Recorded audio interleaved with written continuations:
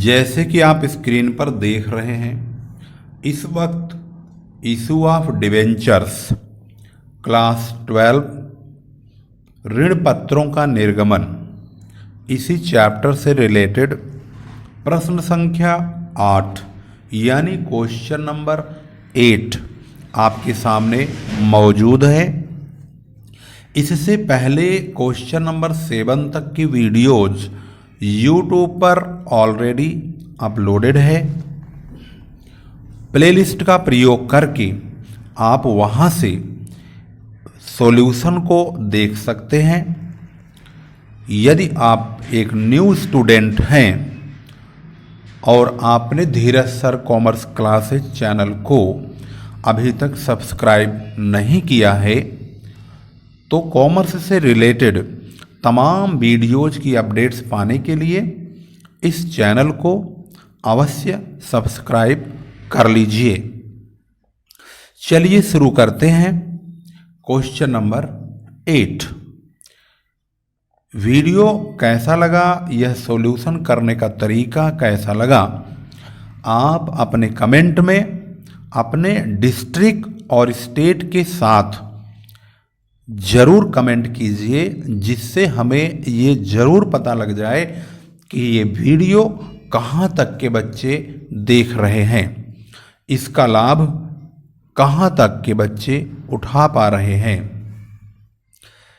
Question number 8 में 100 रुपये वाली 6009% डिवेंचर्स यानी ऋण पत्र 5% बट्टे पर निर्गमित किए गए, जो सममूल्य पर शोधनीय है।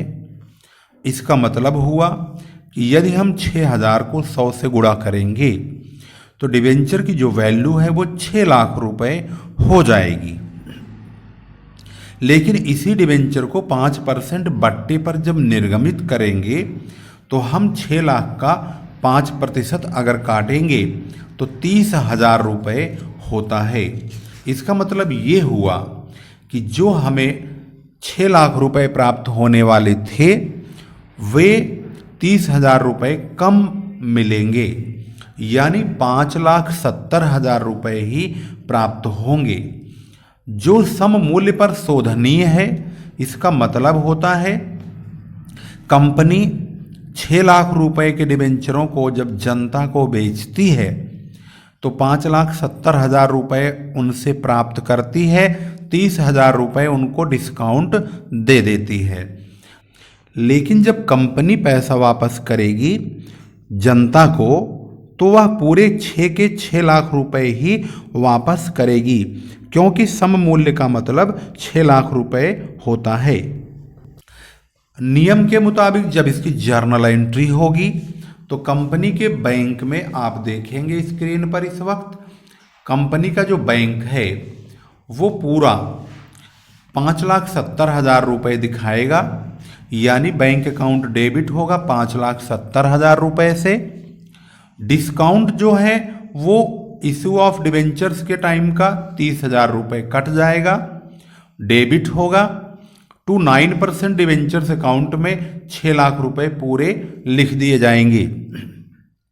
इससे पहले की वीडियो मैंने यही बताया था कि जो डिवेंचर्स का अमाउंट होता है, जैसे ये 9% डिवेंचर है और इसकी फेस वैल्यू यही मल्टीप्लाई करके 6,000 × 100 6 लाख रुपए ही डिवेंचर की फेस वैल्यू होती है। जब हम यहाँ पर डिवेंचर्स अकाउंट को क्रेडिट करेंगे तो डिवेंचर की फुल वैल्यू 6 लाख रुपए को ही क्रेडिट करेंगे। जितना पैसा कंपनी को मिलता है उसे हम बैंक अकाउंट में डेबिट करेंगे। यहाँ पर 5% कम होकर यानी 5% का बट्टा कट जाएगा, डिस्काउंट के नाम से कटेगा। बट्टे का मतलब डिस्काउंट ही होता है। तो 6 लाख का 5% कट गया और 5,70,000 रुपये ही प्राप्त हुए।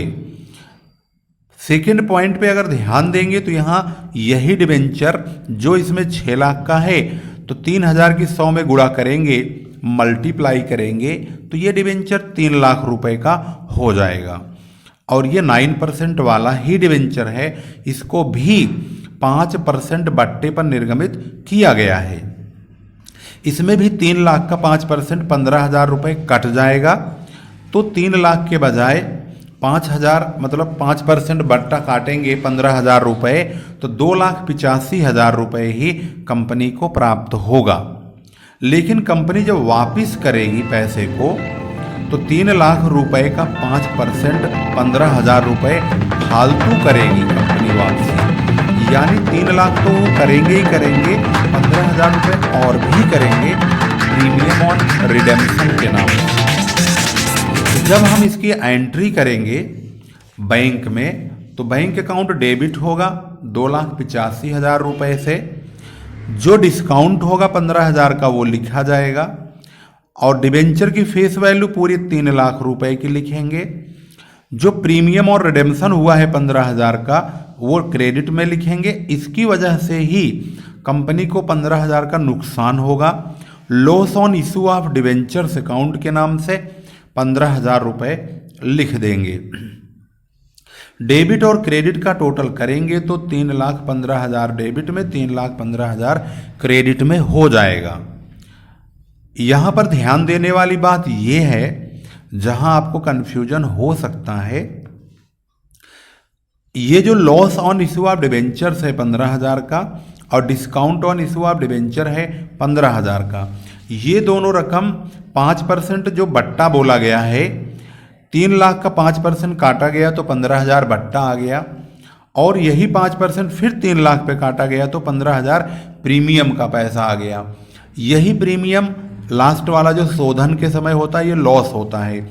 इसको हम डेबिट करते हैं loss on issue of debentures के नाम से और क्रेडिट करते हैं premium on redemption of debentures के नाम से। इस प्रकार से डेबिट होता है लॉस के नाम से, क्रेडिट होता है प्रीमियम और रिडेम्पशन ऑफ डिबेंचर्स अकाउंट के नाम से। हम यहाँ पर एक एंट्री और भी बना सकते हैं, यानी बैंक अकाउंट तो यही रहेगा। ये जो हमने लिखा loss on issue of debentures account debit, इसमें हम इन दोनों रकमों को जोड़कर इकट्ठे ही 30,000 रुपये भी डेबिट कर सकते हैं, क्योंकि जो डिस्काउंट होता है यह भी कंपनी का लॉस ही होता है। इसलिए इसको दो तरीके से भी सोल्व कर सकते हैं, जबकि क्रेडिट साइड में यही रहेगा जैसे लिखा है, ज्यों का त्यों बना रहेगा। तीसरा पॉइंट है 5,500 डिबेंचर 100 रुपये वाले 5.5 लाख के हो गए, मल्टीप्लाई करके 9% वाले डिबेंचर है जो सम मूल्य पर निर्गमित किए, यानी कि ये 5.5 लाख के हैं तो 5.5 लाख रुपए ही कंपनी के बैंक में आएंगे। लेकिन जब पैसा वापसी होगा तो 5% अधिक मूल्य पे जाएगा, यानी प्रीमियम पर जाएगा। यही प्रीमियम नुकसान होता है। ये 5% इस 5.5 लाख का काटेंगे, यानी 5.5 लाख रुपए। इस प्रकार से 5,50,000 है, इसका 5% अगर काटेंगे तो 0 कट जाएगा। 5 की मल्टीप्लाई 5500 में करेंगे तो 27,500 रुपये का लॉस होगा। जब इसकी एंट्री करेंगे तो बैंक अकाउंट में डेबिट होगा 5.5 लाख रुपए, लेकिन loss on issue of debentures जो होंगे 27,500 के होंगे। डिबेंचर्स अपनी फुल वैल्यू पे 5.5 लाख रुपया का है तो 5.5 लाख रुपया ही शो करेगा। जो प्रीमियम और रिडेम्पशन 5% का है उसकी वजह से लॉस हुआ है वो 27,500 रुपये का होगा। इसके बाद 4th नंबर पे है 100 रुपये वाले 4,500 डिबेंचर जो कि 4.5 लाख के हो गए मल्टीप्लाई करके। इनको भी सम मूल्य पर निर्गमित किया गया, लेकिन इनकी जब वापसी होगी तो 5% बट्टे पर होगी।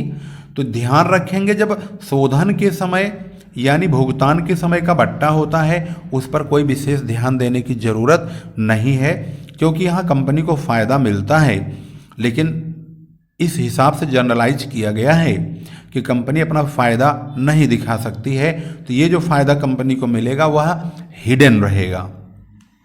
इस प्रकार से कंपनी को जो प्राप्त होगा 4.5 लाख रुपए का और 4.5 लाख का ही डिबेंचर क्रेडिट हो जाएगा।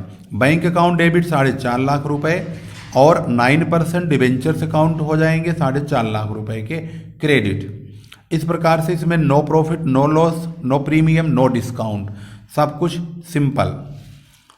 5वां पॉइंट है 100 रुपये वाले 1,500 डिबेंचर जो कि 1.5 लाख रुपए हो जाएंगे।